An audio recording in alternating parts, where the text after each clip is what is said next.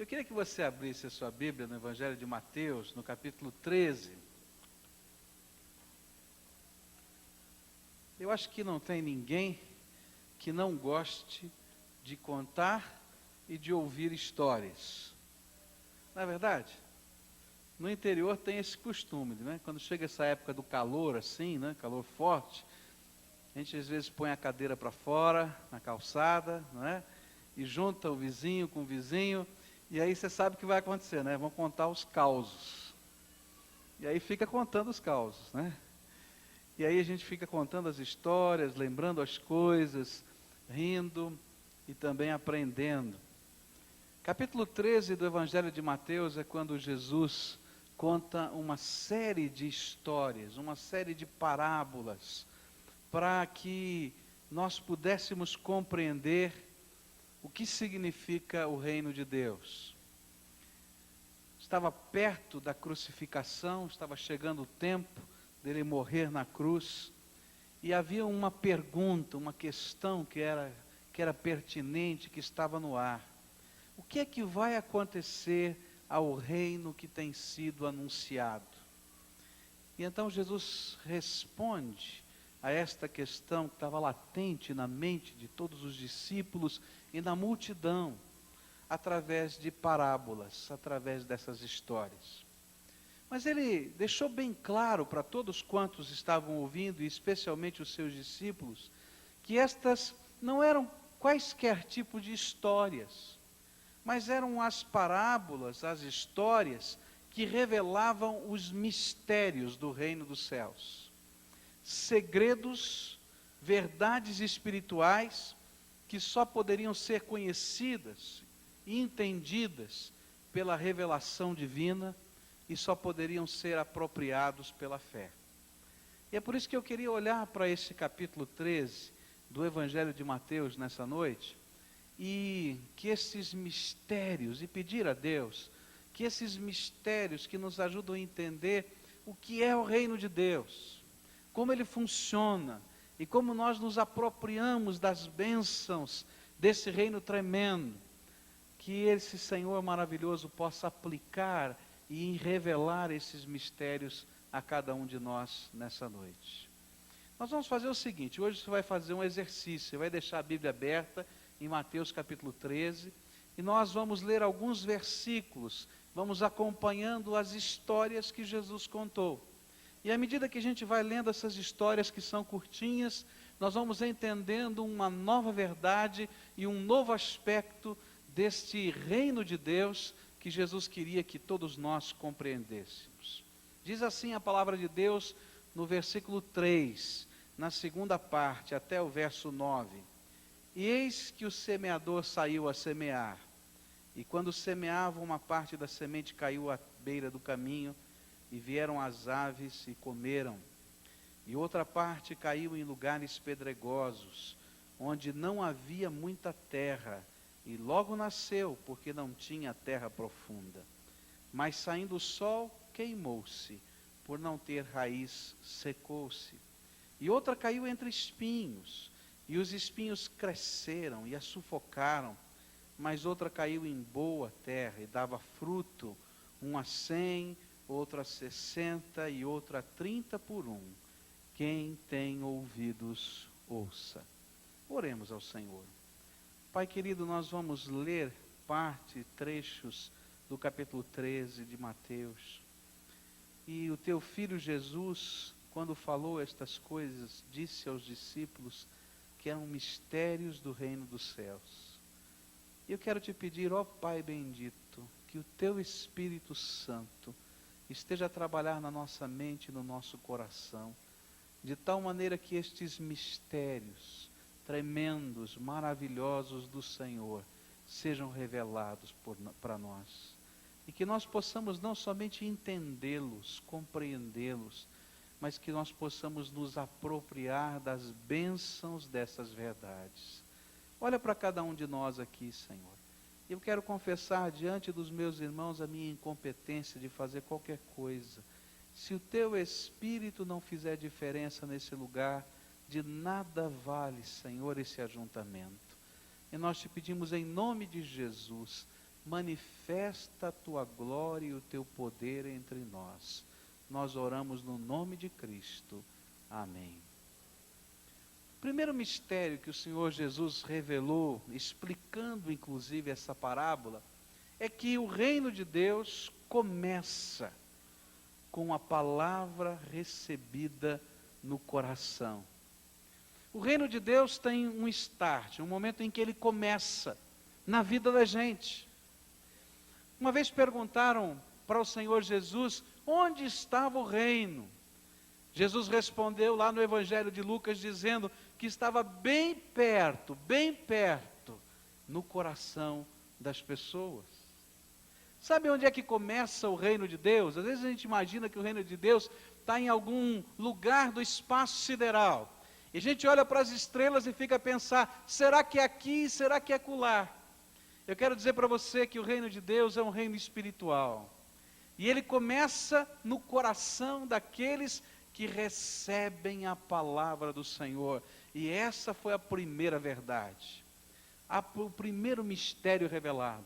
Os judeus não entendiam isso. Os judeus entendiam que o reino de Deus seria um governo político, humano, que de repente chegaria um ungido do Senhor, se sentaria no trono na cidade de Jerusalém, e seria o novo rei segundo a dinastia de Davi, e que dominaria todos os povos da terra.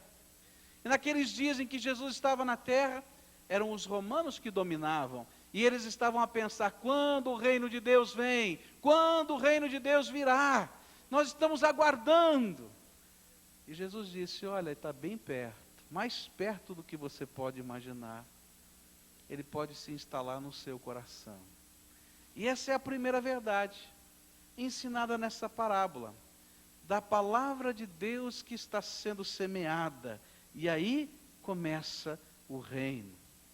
Agora, uma das coisas tristes que a gente percebe à medida que vai lendo essa parábola, é que 3/4 das sementes lançadas não produziram fruto do reino no coração dos homens.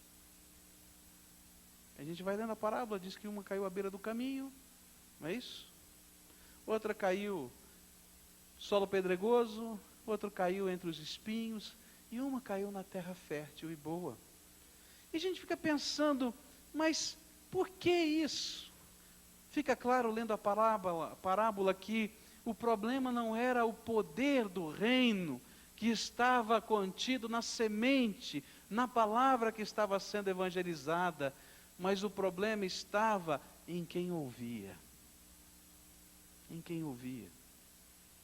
E a maneira como recebia a palavra de Deus na sua vida, e como reagia ao propósito do Senhor no seu coração. E Jesus ilustrou isso dizendo que algumas pessoas têm o seu coração tremendamente duro. Tremendamente duro.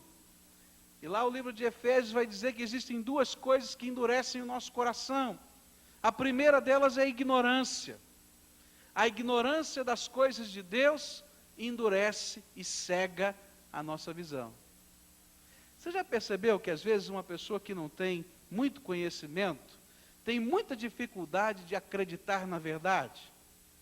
Você chega para essa pessoa e diz assim, olha, você está doente, você tem que fazer um tratamento médico, a gente vai fazer um exame, não é? E essa, por causa da ignorância, diz, de jeito nenhum, não vou fazer não. Não é assim? Você vai numa tribo, por exemplo, indígena, e deseja tirar uma fotografia do índio, não é? E dependendo do grau de civilização dele, por causa da ignorância, por não entender o que é aquilo, ele diz, de jeito nenhum você vai levar embora a minha alma. Vai carregar na sua máquina a minha alma. Não é assim?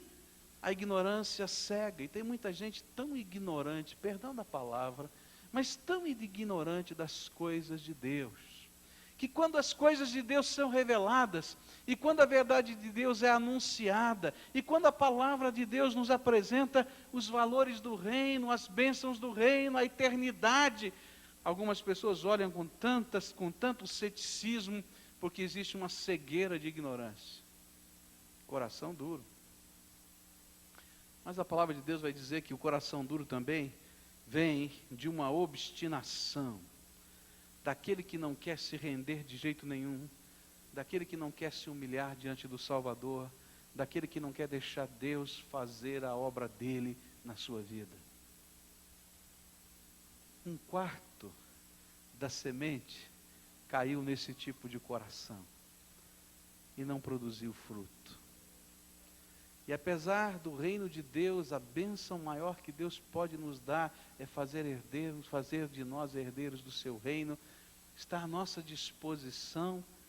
Um quarto deles já rejeitaram pela dureza do seu coração. Jesus disse que um outro tanto tem o coração raso, aquele que não é capaz de produzir raízes, que tem uma inconstância permanente. Gozada, é difícil dizer isso, parece um paradoxo, né? Uma inconstância permanente. Eles só são constantes na sua inconstância. Hoje uma coisa, amanhã outra, e assim vai a vida toda. E quando a palavra de Deus é anunciada, eles até recebem, mas eles não têm firmeza em assumir compromissos com essa palavra. Eles não desejam ou não conseguem manter-se firmados na rocha eterna que é Jesus. Oscilam de um lado para o outro. E quando vêm as lutas e provações, disse Jesus, essa fé inconstante não perdura e cai por terra.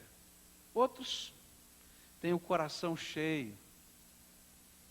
Jesus disse que o coração está cheio pelas preocupações e ilusões, e por isso não permitem que a prioridade seja dada a Ele como Senhor. E se Jesus não é o primeiro em nossa vida, você nunca produzirá o fruto da fé. E só um quarto tem aquele coração que é o solo fértil, capaz de ouvir, compreender e se entregar a Jesus como Senhor absoluto da vida. Eu quero dizer para você que o reino de Deus chega à nossa vida quando pela fé abraçamos aquilo que a palavra de Deus nos ensina. Pela fé. Se você quiser todas as provas matemáticas e físicas, eu quero dizer para você que eu talvez não tenha capacidade de dar para você. Mas eu posso falar para você do poder desse reino no coração da gente. Eu posso falar da diferença que ele faz. Eu posso falar da glória do Salvador Jesus habitando dentro da nossa alma. Eu posso falar da certeza que ele nos dá da vida eterna. E isso começa quando a palavra de Deus permitimos que a palavra de Deus seja semeada e frutifique no nosso coração. A Bíblia diz que se você tem ouvido esta palavra, então tome posse dela. Aquele que tem ouvido, ouça. Toma posse. Porque só assim o reino de Deus se instala no nosso coração. Agora, a segunda verdade que Jesus falou e ensinou a respeito do reino de Deus, vai aparecer nos versículos 24 até 30. Olha aí na sua Bíblia. Diz assim a palavra do Senhor. Propôs-lhes outra parábola, dizendo, o reino dos céus é semelhante ao homem que semeou boa semente no seu campo. Mas enquanto os homens dormiam, veio o inimigo dele e semeou joio no meio do trigo. E retirou-se. E quando, porém, a erva cresceu e começou a espigar, então apareceu também o joio. E chegaram, pois, os servos do proprietário e disseram-lhe, Senhor, não semeaste no teu campo boa semente? De onde, pois, vem o joio? E respondeu-lhes, algum inimigo é quem fez isso. E os servos lhe disseram, queres, pois, vamos arrancá-lo? Ele, porém, disse, não, para que ao colher o joio, não arranqueis com ele também o trigo. Deixai crescer ambos juntos até a ceifa, e por ocasião da ceifa direi aos ceifeiros, ajuntai primeiro o joio e atai-o em molhos para o queimar, o trigo, porém, recolhei-o no meu celeiro. Segunda verdade, o segundo mistério revelado por Jesus nesta parábola e também em outras parábolas, é que o reino possui um inimigo. Há alguém trabalhando para que o reino não se instale na sua vida e no seu coração. E Jesus deixou isso bem claro para os seus discípulos. Está havendo aqui um processo do inimigo, para que nem a palavra que está sendo dita hoje para você possa permanecer aí na sua alma. E a Bíblia vai nos dizer, à luz dessas duas parábolas, que pelo menos duas estratégias o inimigo usa para que o reino não se instale na sua vida. A primeira delas é, se o coração é duro, ou pela ignorância, ou pela falta de humildade, para se deixar trabalhar pelo Espírito de Deus, então a primeira coisa que o inimigo vai fazer é tentar arrebatar e arrancar do seu coração a palavra que foi semeada. Porque ele sabe que se essa palavra ficar muito tempo aí no seu coração, ela é poderosa demais para produzir os frutos do reino na sua vida. Isso então, na parábola do semeador, foi ilustrado como aqueles pássaros que vêm, olham a semente na beira do caminho e a roubam e levam embora.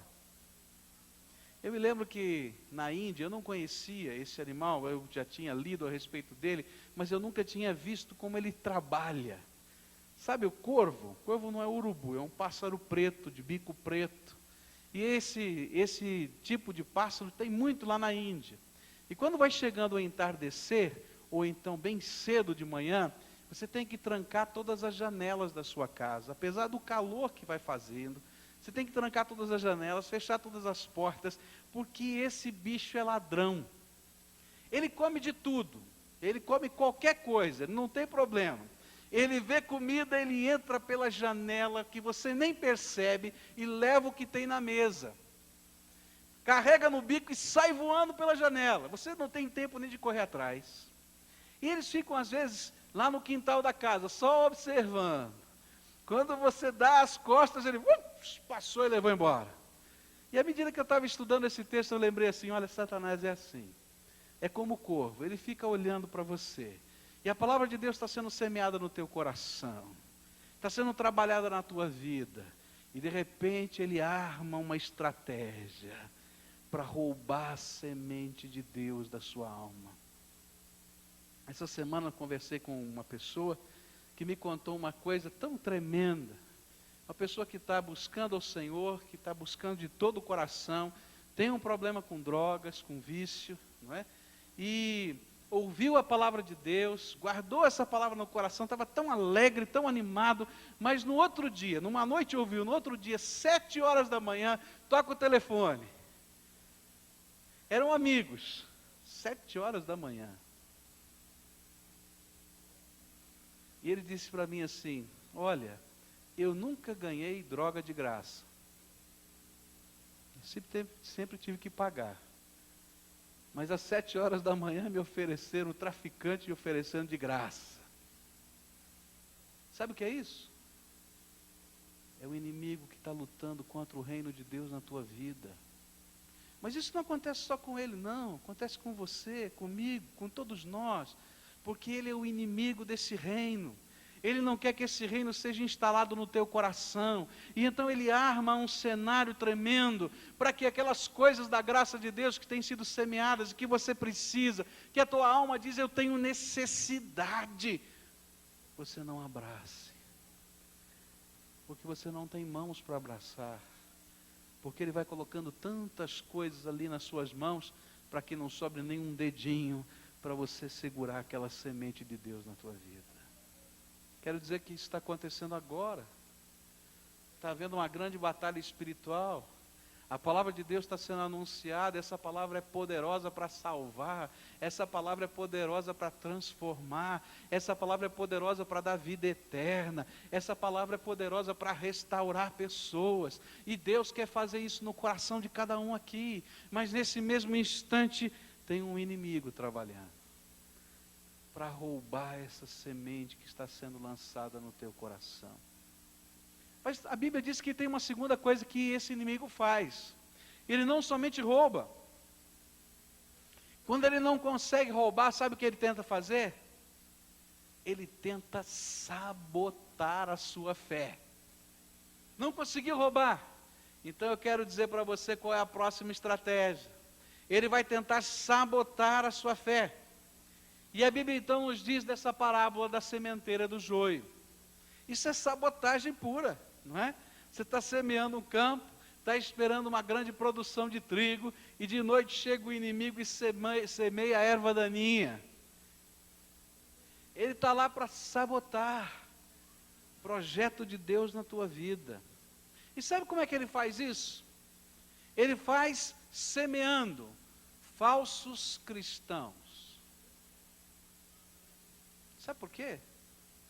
Porque os falsos cristãos naturalmente vão desenvolver uma falsa doutrina. Vão viver um falso compromisso com Deus. E vão criar uma falsa igreja. E de repente a gente diz, tudo é a mesma coisa. E o Senhor diz, é nada. Porque tem joio no meio do trigo. Eu fico olhando quanta gente sincera e quanta gente boa está tentando descobrir a graça de Deus na sua vida. E quanta gente boa e sincera tem sido enganada pelo sabotador que é Satanás. E às vezes ele vem disfarçado em anjo de luz, com teorias lindíssimas e filosofias maravilhosas aos olhos humanos, mas que não tem poder de transformar a nossa vida, nem tem poder de resolver o problema dos nossos pecados. Que não nos preparam para aquele dia em que havemos de nos encontrar com o nosso Senhor no seu juízo. Eu fico vendo, por exemplo, como essa sabotagem do diabo se dá também no meio do povo de Deus. Você já viu quanta gente se afasta do Evangelho por causa dos escândalos dos evangélicos? Quero dizer para você que tem um sabotador aqui, para explodir e implodir tudo.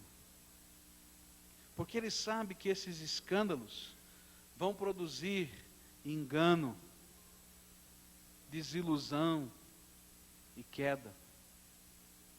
Cuidado com a falsa semeadura.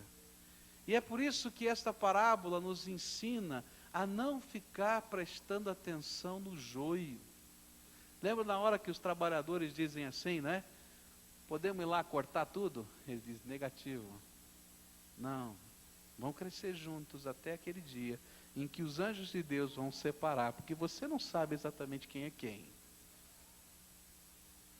Eu gostei de uma palavra muito interessante de um homem de Deus do passado chamado Agostinho, e ele disse, falando a respeito dessa parábola, o seguinte, que Deus é tão sábio, mas tão sábio, que ele não permitiu que o joio fosse tirado, porque hoje ele é joio, mas no reino de Deus amanhã ele pode ser trigo.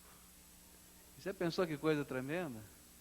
Eu quero dizer para você que tem muita gente aqui dentro que já foi joio, tá? Aquele crente marca barbante, não, a marca barbante é muito boa, né? Vazio de Deus, só tem nome, não tem nada dentro do coração e dentro da alma, não tem compromisso com o Senhor para valer e de verdade, não tem vida, não tem justiça de Deus, mas que um dia o poder do Evangelho que estava sendo lançado, e lançado, e lançado, e lançado, e lançado, arrebentou as estruturas daquela alma, e hoje ele é trigo, trigo que abençoa, que produz fruto. Eu quero dizer para você que teve muita gente que está aqui dentro desse templo, que andou atrás de um falso cristianismo, de uma falsa fé. Sabe por que eu digo falso cristianismo e falsa fé? Porque não produz vida eterna, não produz comunhão com Deus. E apesar de serem tremendamente religiosos e cristãos durante muito tempo, estavam plenamente vazios, completamente vazios. Mas eu dou graças a Deus, porque essa semeadura vai lá também. e arrebenta as cadeias que o inimigo, o sabotador coloca. E a gente pode ver tanta gente convertida, salva e transformada no poder do Evangelho. Algumas dessas pessoas que batizaram-se nessa noite, deram seu testemunho na quarta-feira. Foi tão gostoso a gente ouvir aqueles testemunhos. Um mais bonito do que o outro. A maioria dessas pessoas se dizia cristã, mas não conhecia o poder de Jesus Cristo na sua vida. E tem muita gente andando nesse mundo assim, se dizendo cristão, mas sem nenhum compromisso com Cristo. Tem um rótulo bonito, mas tremendamente vazio por dentro. Eu quero dizer para você, cuidado com o sabotador, porque ele faz a gente acreditar que os nossos esquemas e os nossos jeitos de viver a religião são suficientes. Mas eu quero dizer para você que religião alguma pode produzir o que o reino de Deus faz na nossa vida. E o reino de Deus não é uma religião, não é um lugar, não é uma denominação, não é uma placa, não é um costume, não é uma prática religiosa, é um relacionamento poderoso com o Filho do Deus vivo, Jesus Cristo, como Senhor e Salvador da nossa vida. O reino de Deus, que começa por essa palavra, é quando Cristo Jesus Senhor faz o seu trono dentro do meu coração, e eu passo a ser súdito dele. Uma coisa é conhecer Jesus, e outra coisa é ser súdito dele, servi-lo com toda a vida e toda a alma. Cuidado com o sabotador, porque a Bíblia diz que ele não vai se contentar em apenas semear falsos cristãos e falsos cristianismos, mas ele vai um dia semear um falso Cristo nessa terra. E é isso que a Bíblia chama de o anticristo. Alguém que vai se revelar como o Maitreya, como o Messias, como o quarto Buda e tantos outros que estão esperando algum tipo de Messias nesse universo. E ele vai se apresentar assim, mas ele é o sabotador encarnado. Não é o nosso Salvador, aquele que nos dá o seu reino eterno. Como é que vai a tua vida? Olha bem para o teu coração. O reino é o poder da palavra na nossa vida, e Jesus mesmo regendo esse poder na nossa vida. Cuidado com a sabotagem. A terceira coisa que a gente aprende, o terceiro mistério aqui revelado, vai aparecer nos versículos 31 a 33, do capítulo 13 de Mateus. E estas duas parábolas vão nos ensinar a força e o poder deste reino. Diz assim a palavra do Senhor: propôs-lhes outra parábola dizendo: o reino dos céus é semelhante a um grão de mostarda, que um homem tomou e semeou no seu campo, o qual é realmente a menor de todas as sementes, mas depois de ter crescido é a maior das hortaliças. E faz-se árvore, de sorte que vêm as aves do céu e se aninham nos seus ramos. Outra parábola lhes disse: o reino dos céus é semelhante ao fermento, que uma mulher tomou e misturou com 3 medidas de farinha, até ficar tudo levedado. Estas duas parábolas revelam para a gente o poder do reino.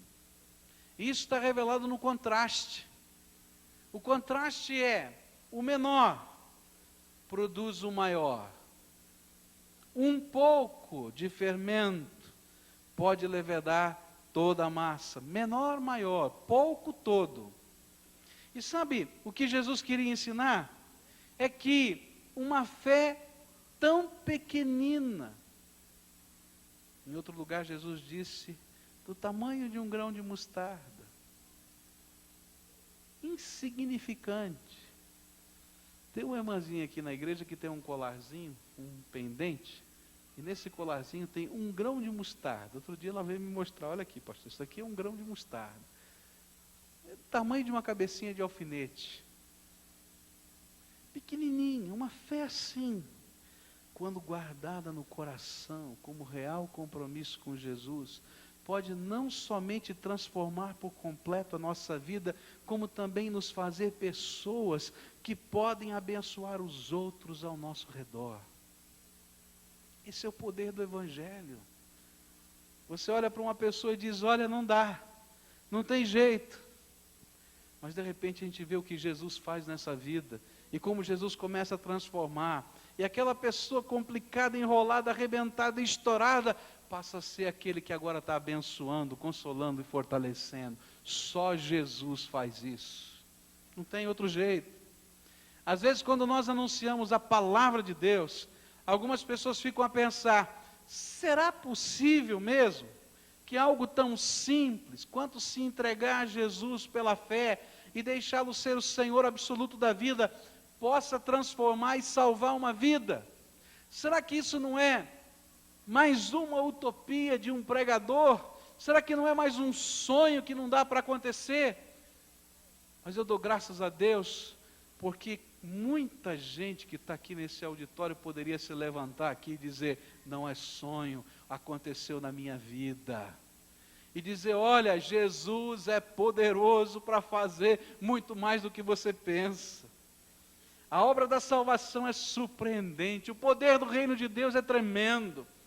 Quantos de nós aqui já estivemos arrebentados espiritualmente? Levanta a mão aqui, eu quero ver. Quantos já estiveram arrebentados? Eu queria saber, quantos aqui já foram moralmente arrebentados também? Levanta a mão, quero ver.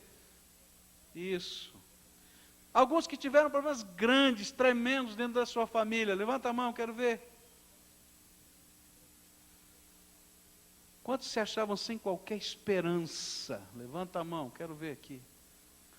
Agora, quantos aqui já foram lavados, perdoados, transformados, santificados e abençoados no poder do sangue de Jesus?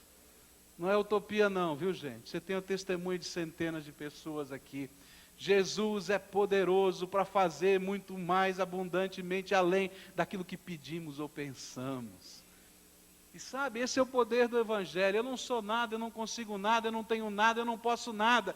Mas Jesus, pega um pouquinho, aquela fé arrebentada, aquela fé como daquele homem que disse, Jesus disse para ele, você crê que eu posso fazer esse milagre? Jesus olhou para ele, o homem olhou para Jesus e disse, me ajuda a crer.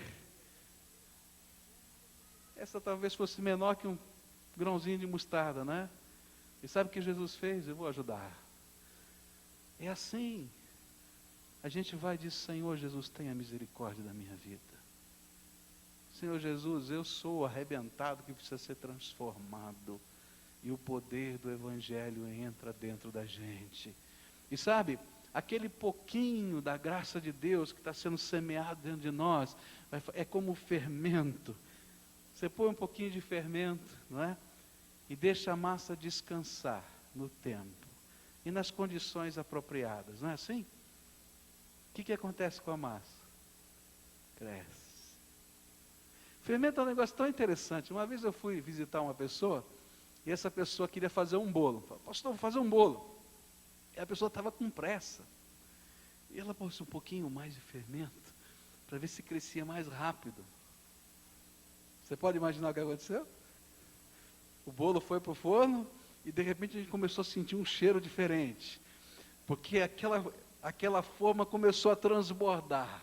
E a massa ia caindo, caía pela bandeja do fogão, e de repente ela limpava, tirava, e caía de novo, e caía de novo. Eu não sei quanto fermento ela pôs, né? Mas eu quero dizer para você que é assim na nossa vida. O reino de Deus é tremendo, ele entra dentro de nós, vai fazendo diferença dentro da nossa alma. E as coisas todas na nossa vida começam a ser transformadas. Os nossos valores, a nossa visão de vida, as nossas prioridades. Ele começa a restaurar, mas essa restauração não é um passe de mágica, viu gente? Não é uma varinha de condão que bate, mas ela vem de dentro para fora, porque Deus muda primeiro a gente, nossa alma, nosso coração, nossos valores, e nós somos agentes da mudança no meio daquilo que está arrebentado. Não é tremendo? Esse reino é tremendo. Por isso eu queria dizer para você,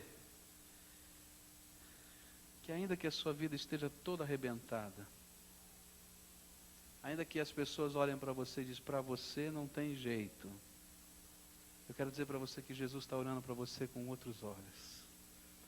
Ele diz assim, põe um pouquinho dessa fé no teu coração. Põe o meu reino aí dentro. Mas Jesus é tão pequeno, será que funciona? Experimenta, que você vai ver como tua vida inteira vai ser transformada na minha graça e no meu poder. Há uma outra verdade que o Senhor Jesus vai ensinar, um outro mistério do reino. Vai aparecer nos versículos 44 e 45. E diz assim a palavra do Senhor: o reino dos céus é semelhante a um tesouro escondido no campo, que um homem ao descobri-lo esconde. E então, movido de alegria, vai e vende tudo quanto tem e compra aquele campo. Outro sim, o reino dos céus é semelhante a um negociante que buscava boas pérolas, e encontrando uma pérola de grande valor, foi, vendeu tudo quanto tinha e a comprou. A próxima verdade que essas parábolas nos ensinam, que Jesus está nos ensinar, é que para que esse reino possa adentrar nossa vida dessa maneira, é necessário que eu tome uma decisão séria. Uma decisão de entregar tudo, toda a minha vida, toda a minha vida, para Ele. Essa é a figura aqui. Quando nós descobrimos o valor do reino de Deus, e quando nós entendemos o que ele significa, então nós descobrimos que nós devemos abraçar esse reino antes de qualquer coisa e acima de qualquer outra coisa ou pessoa. Tem muita gente que nas encruzilhadas da vida tem abandonado o reino de Deus porque não entendeu a grandeza do reino. O Dr. Sérgio estava fazendo uma viagem outro dia e ele comentou isso conosco e disse que sentou-se no ônibus e uma pessoa do lado viu ele lendo a Bíblia e disse: ah, você é crente? Ele disse: eu sou pastor, tal. Ah, muito bom. Ele disse: ah, eu já fui crente. E ele disse: mas como assim, já foi crente? Explica para mim. Ah, sabe, eu já fui crente, mas eu frequentava a igreja, aí tive um dia que eu adoeci, e ninguém foi me visitar, aí eu fiquei pensando, sabe de uma coisa? Acho que não vale a pena ser crente, não tenho lá boa, não sou tão bem quisto assim no meio do povo, e nunca mais voltei à igreja. E aquele homem de Deus, vocês conhecem o Dr. Shed, aquele jeitão dele, aquela humildade, diz que veio dentro dele um sentimento de tanta tristeza, que ele tinha vontade de chorar. E durante aquela viagem ele estava tentando dizer para aquele moço do valor do reino. Como é que você pode trocar o reino de Deus na sua vida? O reino de Deus na sua vida, porque alguém não te cumprimentou, não falou com você, foi ríspido, não entendeu o teu projeto. Quantas coisas a gente já viu. É disso aqui que Jesus está falando. O reino de Deus é o maior tesouro que pode existir nesse universo. Sabe por quê? Porque todos os outros tesouros não passam da sepultura. Quantas escrituras você tem guardado lá no seu cofre? Eu quero dizer para você que não vale nada. Que no dia que você falecer e descerem aquele caixão lá para a tumba, você não adianta nem ter o teu nome gravado na escritura. Vai dar um trabalho danado, vai ter que fazer um inventário. Mas o teu nome nem pode ficar mais lá. todas as tuas conquistas, todas as tuas coisas, todos os teus bens, todos os teus relacionamentos, tudo que você está construindo na tua existência, termina ali. Mas o reino de Deus não. O reino de Deus, o Pai eterno quer dar de presente para você por toda a eternidade. Por toda a eternidade. E é o único bem que a gente leva conosco para a eternidade. É o único que tem valor. E sabe o que é pior? O enganador, o sabotador não quer que a gente acredite nisso. E você gasta a tua vida inteira, a tua vida inteira, a tua vida inteira, a tua vida inteira, todos os teus esforços, até os relacionamentos significativos são consumidos por isso, para coisas que não têm sentido nem valor na eternidade.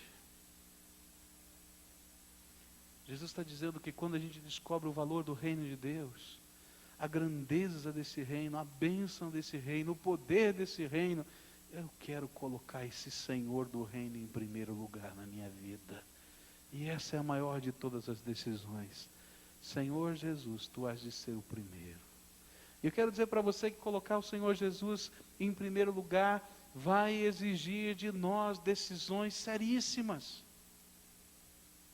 O apóstolo Pedro, quando se encontrou com o Senhor Jesus, houve aquela pesca maravilhosa, e ele saiu com aquela rede estourando por causa de tantos peixes. E ele sabe que aquilo é um milagre, ele tem a sensação da presença do Deus Todo-Poderoso e do Messias perto dele, que ele sai do barquinho e se ajoelha e diz: mestre, vai embora, porque eu não sou digno que o Senhor fique aqui comigo.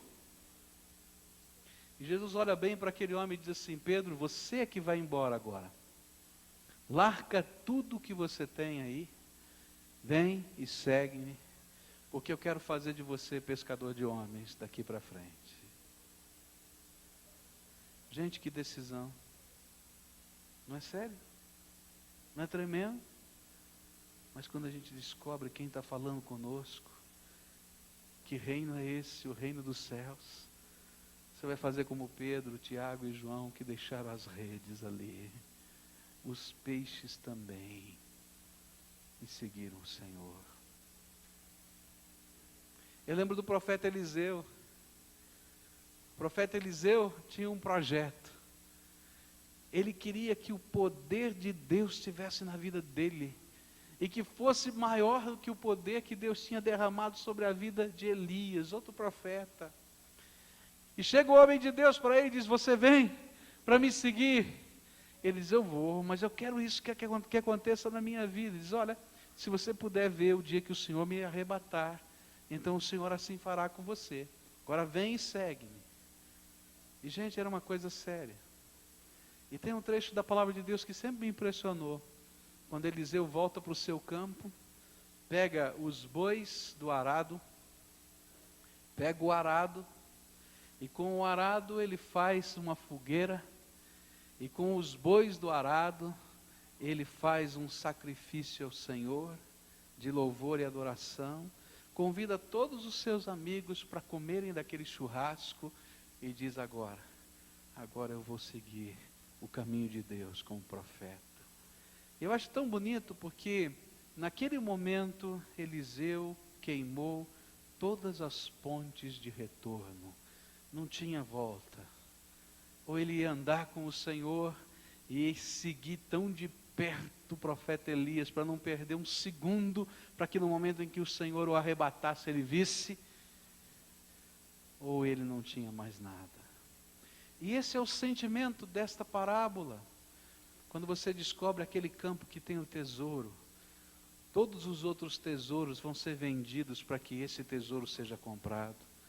Quando você descobre a maior de todas as pérolas, aquela que você buscou a tua vida inteira, tudo que você tinha, você vai vender e vai poder perseguir o alvo da tua vida. E eu quero dizer para você que o alvo da vida é Jesus. Ele é o autor e consumador da nossa fé. E nós vamos ter encruzilhadas na vida. Levi teve a sua, Jesus passou pela porta da cidade, ele tinha um emprego público maravilhoso, invejado, coletor de impostos, sua banquinha no portão da cidade. E Jesus disse: vem e segue-me. Ele fechou a sua banca para nunca mais voltar. Gente, é isso. Há uma decisão seríssima quando o reino de Deus se manifesta na nossa vida.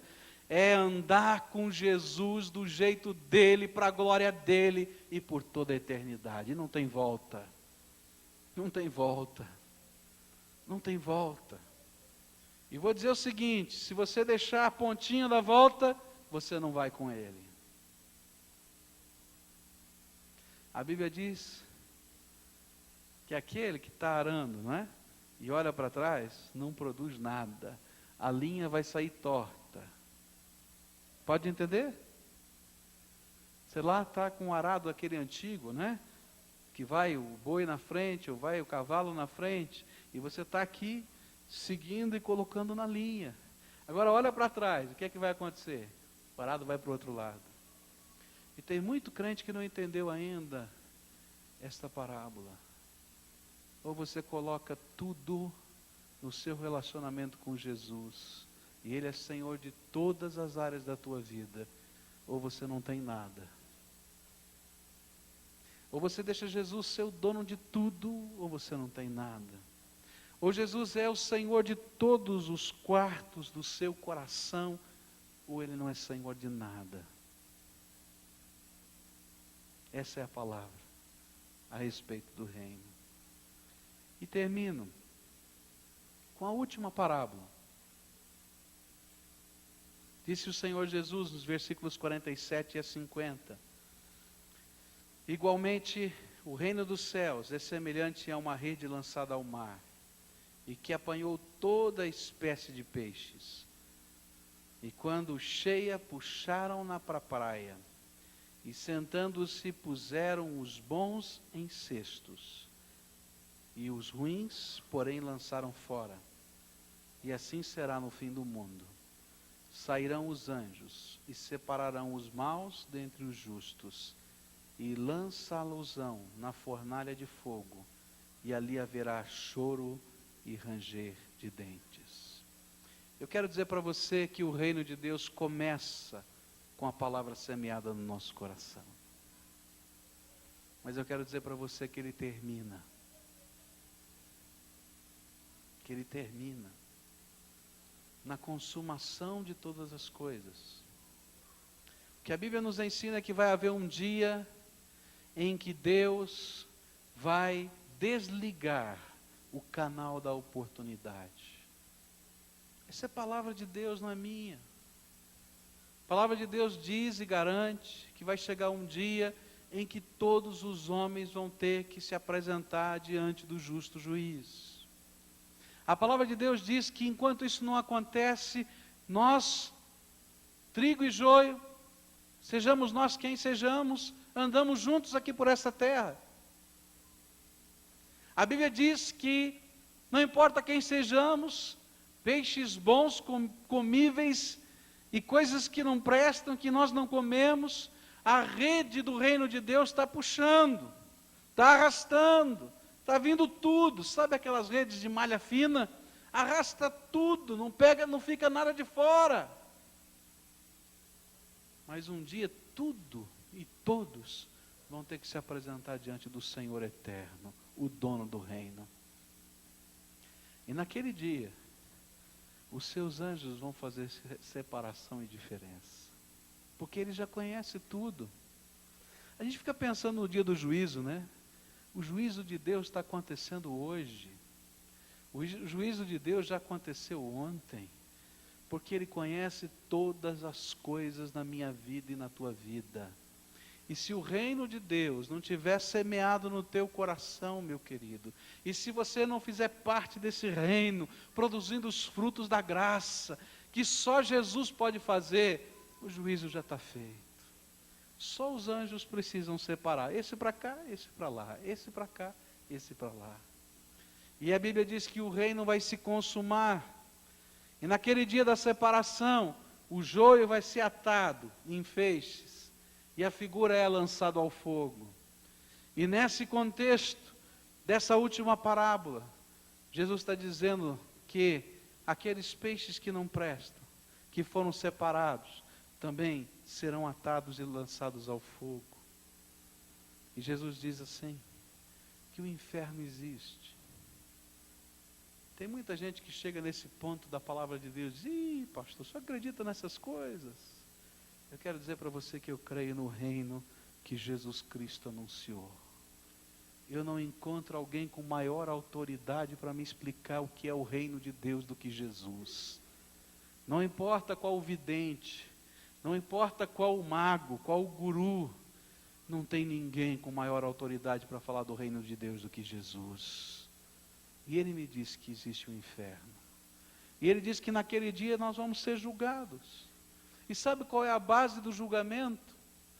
Porque ele me conhece, conhece a você, e ele sabe que não tem um homem bom, não tem uma mulher boa, um sem pecado, um sequer na face da terra. E você conhece o teu coração e sabe que você não é esse bom e perfeito. E eu também não sou.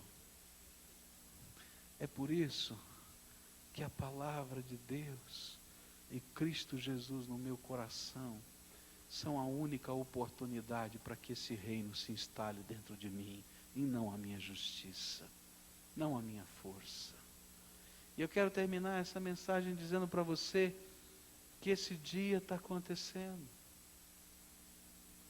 Eu sei que a Bíblia diz que um dia o Senhor Jesus vai voltar nas nuvens, e todo olho verá que o reino de Deus está consumado. Mas eu quero dizer para você que a cada dia nós fechamos os nossos olhos aqui na terra. Um morre hoje, outro amanhã, outro depois de amanhã, e nós veremos que o reino de Deus também se consuma.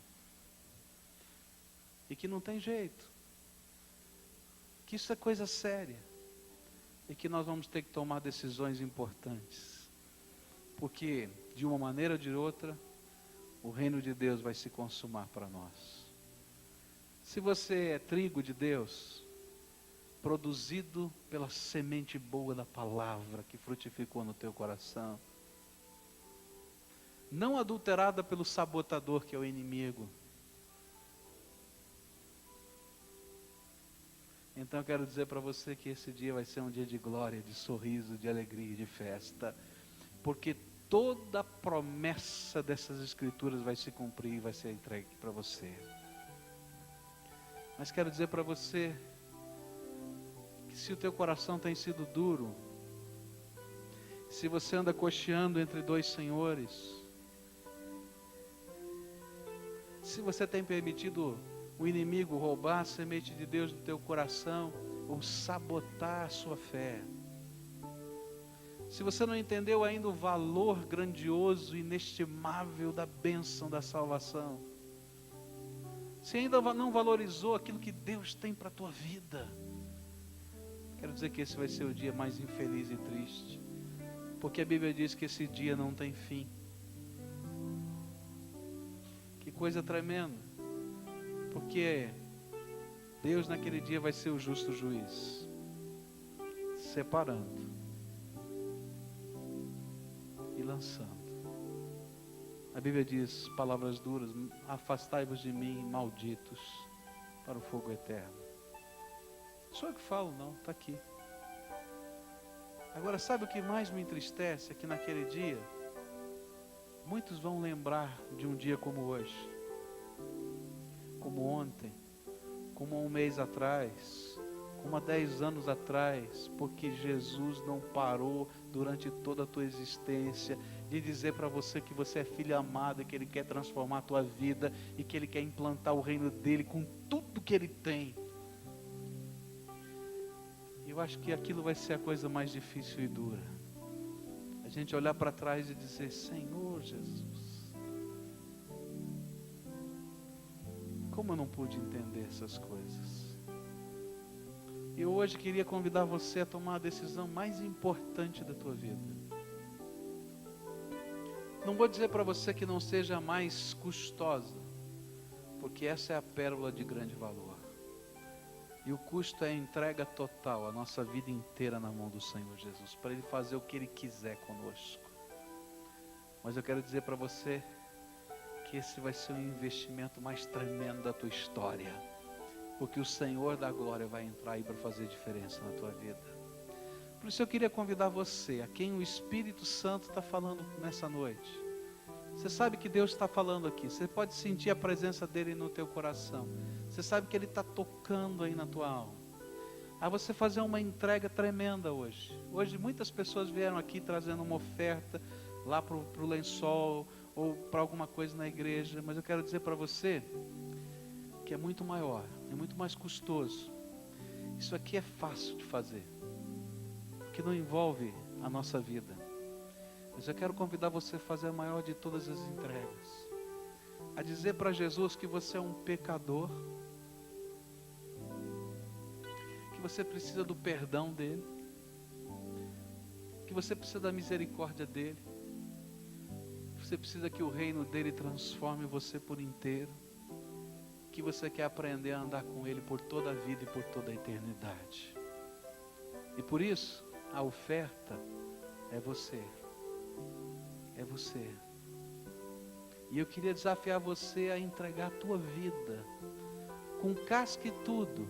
Entenda você essa casca com tudo que tem, coisas boas e ruins, na mão daquele que é poderoso para transformar, para salvar, para curar e para te levar para o reino eterno do seu céu. Se você é essa pessoa a quem o Espírito Santo está falando aqui hoje, eu quero convidar você a levantar-se aí do seu lugar, vir aqui à frente, eu quero orar por você. Pastor, precisa. Eu quero dizer o seguinte, se você não tem coragem nem de fazer isso aqui no meio da gente, eu não sei se você terá coragem de deixar Jesus ser Senhor da tua vida. Porque quando a gente tem um compromisso com Ele, para valer, a gente está pouco ligando com aqueles que estão à nossa volta, se estão concordando ou não conosco, porque eu quero atender ao chamado de Jesus. Você é essa pessoa que o Senhor está falando? Então vem agora, em nome de Jesus. Levanta aí do teu lugar, desce aí da galeria, vem aqui no meio do salão. Tem gente que Deus está falando aí, está dizendo, chega, para de lutar comigo. Deixa eu ser o teu Salvador, o teu Senhor, o teu Rei, o teu Mestre.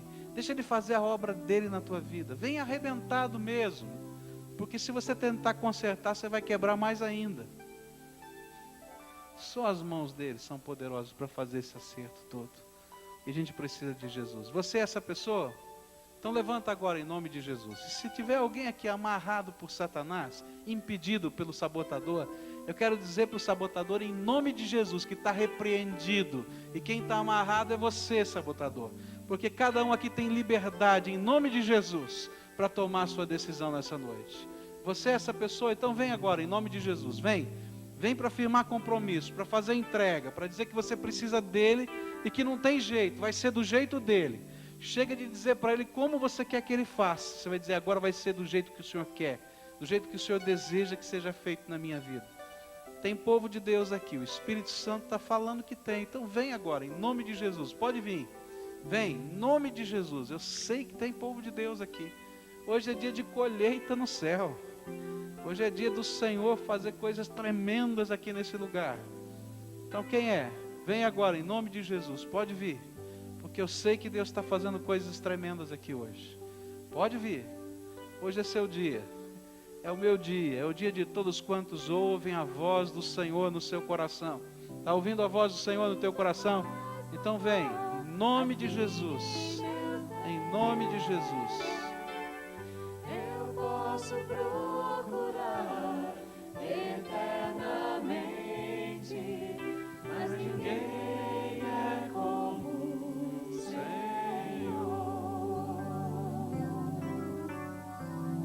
Incomparável é. Aleluia. Não tem ninguém.